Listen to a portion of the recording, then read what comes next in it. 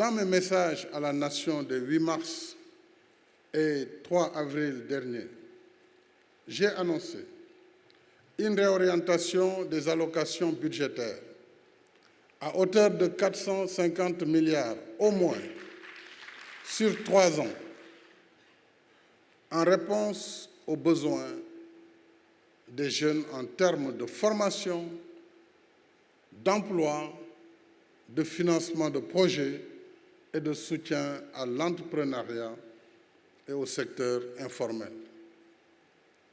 Ces ressources serviront à financer le programme d'urgence pour l'emploi et l'insertion socio-économique des jeunes, Xëyu Ndaw Ñi. Je l'ai appelé Xëyu Ndaw Ñi, ce programme d'urgence, qui sera issu de ce Conseil présidentiel.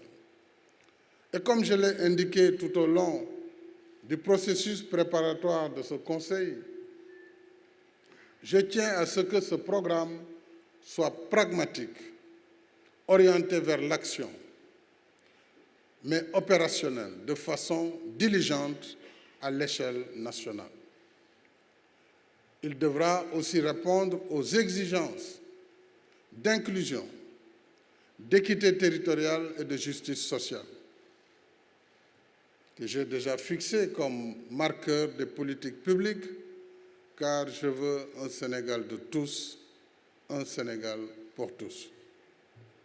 C'est pourquoi j'ai tenu à ce que le processus préparatif du Conseil soit inclusif, en partant des réalités de nos terroirs et en associant la jeunesse dans toutes ses composantes. Jeunesse ouvrière, artisanale, paysanne, artistique, jeunesse des daara, du secteur informel, des cultures urbaines et des loisirs. Je remercie les autorités administratives et territoriales, ainsi que tous les acteurs ayant participé aux consultations dans nos 14 régions en si peu de temps. Grâce à ce travail en amont, nous avons une photocopie actualisée de nos potentialités et de nos contraintes. Le ministre de l'Économie, du Plan et de la Coopération y reviendra tout à l'heure dans l'exposé qu'il fera au nom du gouvernement, particulièrement au nom de ses collègues de la jeunesse, de l'emploi, entre autres.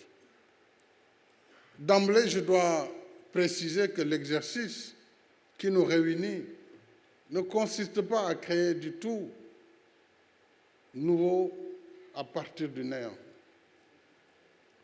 Ce rendez-vous avec la jeunesse de notre pays s'inscrit, il est important de le dire, il s'inscrit opportunément dans la mise en œuvre du décret 2021-172 du 27 janvier 2021 portant création et fixant les règles de fonctionnement du Conseil national pour l'inclusion et l'insertion des jeunes au Sénégal.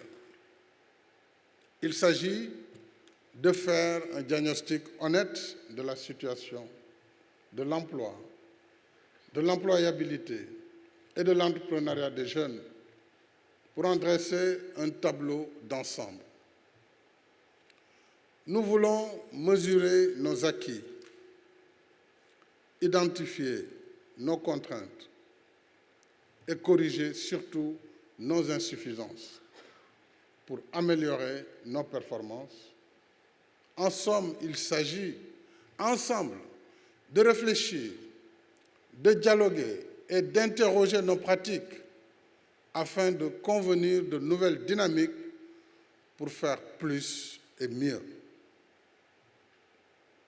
Nous ne partons pas de zéro, parce que les préoccupations des jeunes pour l'emploi et la création d'activités génératrices de revenus ont toujours été au cœur des priorités que j'ai assignées aux structures et mécanismes de soutien à l'encadrement et au financement des jeunes et des femmes notamment.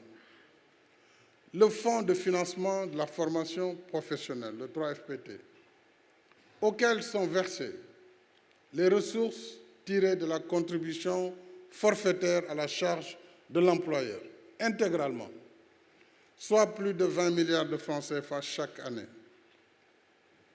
pour soutenir la formation au métier.